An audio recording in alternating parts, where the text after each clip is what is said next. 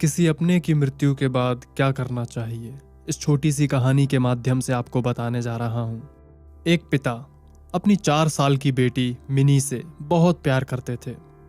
Office से लौटते वक्त वह रोज उसके लिए खिलौने या चॉकलेट वगैरह लेकर आते। बेटी भी अपने पिता से बहुत लगाव रखती थी और हमेशा अपनी तोतली आवाज में पापा पापा कहकर पुकारा करती थी। दिन अच्छे बीत रहे थे कि अचानक एक दिन मिनी को बहुत तेज बुखार हुआ। सभी घबरा गए। वे दौड़े भागे डॉक्टर के पास पहुंचे, लेकिन वहां ले जाते मिनी रास्ते में ही मर चुकी थी।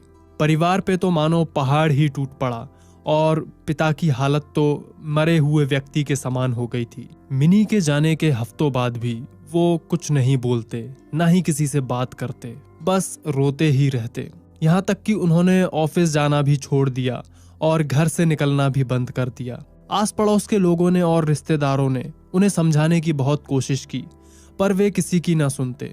उनके मुंह से बस एक ही शब्द निकलता, मिनी। एक दिन ऐसे ही मिनी के बारे में सोचते सोचते उनकी आंख लग गई और उन्हें एक सपना आया। उन्होंने देखा कि स्वर्ग में सैकड़ों बच्चियां परी बनकर घूम रही हैं। सभी ने सफेद वस्त्र पहने हुए हैं और हाथ में मोमबत्ती लेकर चल रही हैं।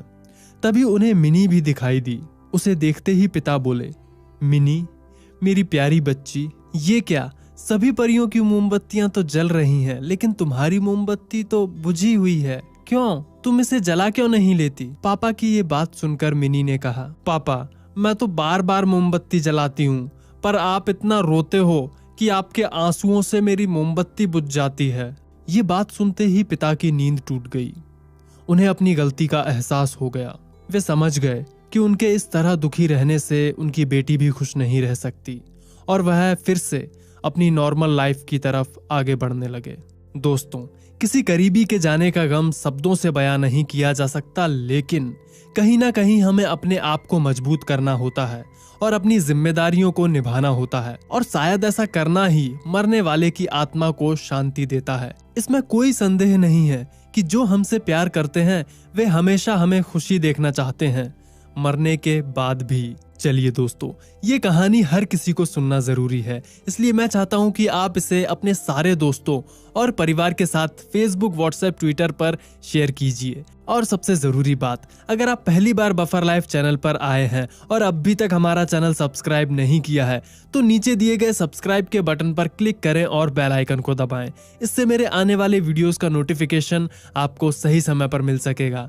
फिलहाल के लिए इतना ही। मैं मिलता हूं अगले वीडियो में एक नई कहानी, एक नए किस्से के साथ। धन्यवाद।